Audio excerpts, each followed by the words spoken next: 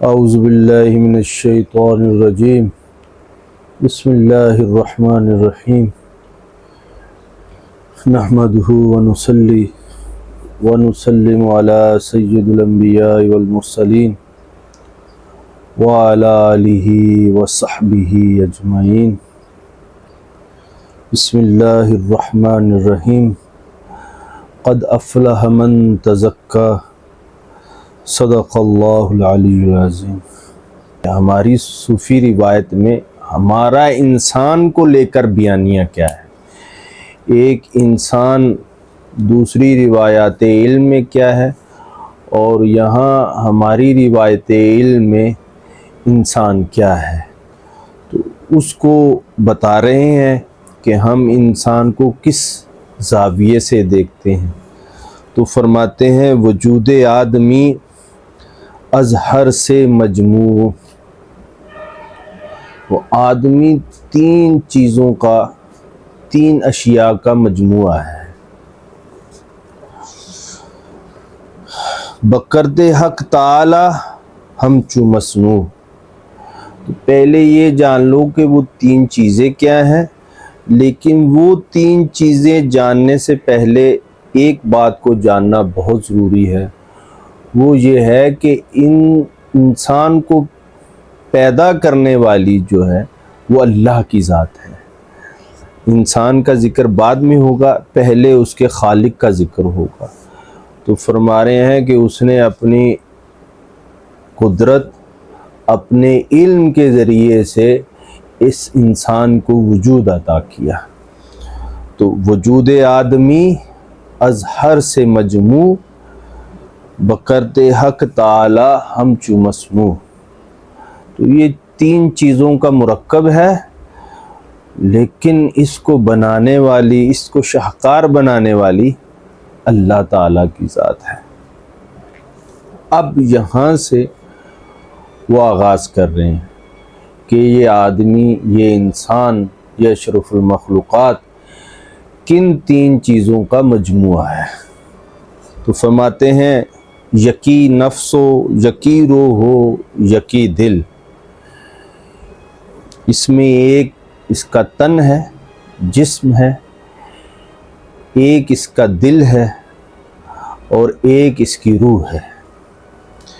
ولے در حرف ہر یک ہست مشکل، تو اس کو بیان کرتے ہوئے مختلف شرحیں ہیں جس میں تھوڑی سی مشکل بھی ہے بیان کرتے ہوئے، کیونکہ یہاں ہر ایک روایت علم اپنا اپنا تصور انسان رکھتی ہے، تو لہٰذا اس کو سمجھنے اور سمجھانے میں بھی ایک مشکل ہے۔ تو یہاں اپنا وہ جو تصور انسان ہے وہ پیش کر رہے ہیں کہ یہ جو تصور انسان ہے وہ یہ ہے یکی نفس و یکی روح و یکی دل، کہ یہ ایک جسم ہے، یہ محض جو ہے وہ طبیعی یا جبلی وجود نہیں ہے، یہ محض ایک شعوری وجود نہیں ہے، یہ محض دل نہیں ہے، یعنی کہ شعور نہیں ہے، یا محض روح نہیں ہے۔ یعنی کہ اگر کوئی کہہ رہا ہے کہ یہ فقط جبلی وجود ہے تو وہ اپنے تصور انسان کے تحت کہہ رہا ہے، یا اگر کوئی محض اسے شعوری وجود سمجھ رہا ہے تو وہ اپنے روایت علم اور تصور انسان کے تحت سمجھ رہا ہے، اور اگر کوئی اسے فقط روح سمجھ رہا ہے تو وہ بھی غلطی میں ہے۔ تو انسان تین چیزوں کا مجموعہ ہے، ایک اس کی روح ہے جو کہ اس کی اصل ہے، پھر اس کا شعور ہے، پھر اس کا جسم ہے۔ تو یہ تین چیزیں مل کے ایک انسان ہے۔ تو آگے فرماتے ہیں کہ ان کا تعلق کیا ہے تمہارے ساتھ، تمہارا تعلق یہ تین چیزوں کی سطح پر بٹا ہوا ہے، لیکن تم وہاں باہم جڑے ہوئے بھی ہو اور مختلف بھی ہو۔ تو یہاں جو جسم ہے اس کی جو ایک اہمیت ہے اس کو بھی بتانا چاہ رہے ہیں اور سمجھانا چاہ رہے ہیں، اور اس کا فائدہ بھی بتا رہے ہیں۔ اگر وہ تم محض جبلت بن جاؤ گے، محض طبیعت بن جاؤ گے تو اس کا بھی ایک نقصان ہوگا۔ اگر محض دل بن کے رہ جاؤ گے تو وہ ایک الگ مسئلہ ہے۔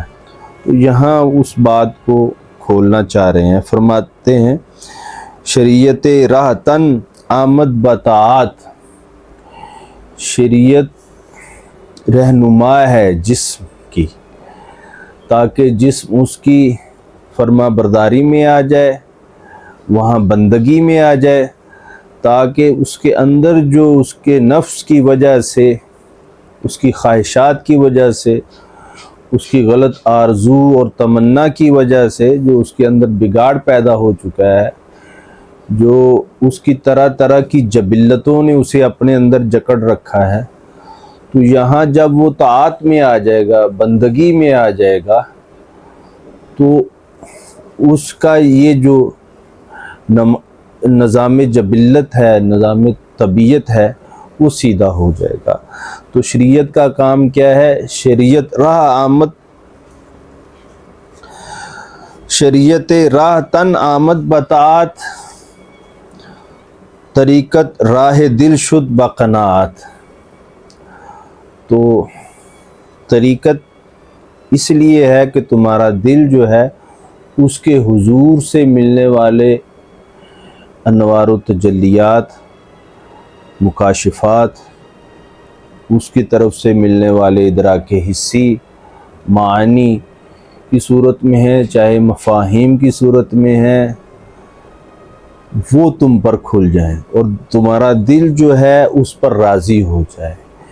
جب تم شریعت کو اپنا لو گے تو طریقت کی طرف سے بھی تمہارے اوپر جو اس کے نتائج مرتب ہوئے ہیں وہ بھی کھل جائیں گے، اور تمہارا دل جو ہے وہ قانع بن جائے گا، اس کے حضور سے ملنے والے انوار و تجلیات کو قبول کرے گا، وہ جس قدر بھی ہوں گے۔ تو فرما رہے ہیں کہ شریعت رہنما ہے تاکہ جسم جو ہے وہ تمہارا ظاہری طاعت اور بندگی میں لگ جائے، اور طریقت اس معاملے میں رہنما ہے کہ دل تمہارا جو ہے وہ قناعت اختیار کر لے۔ وَمَا عَلَيْنَا إِلَّا الْبَلَاغُ الْمُبِينُ۔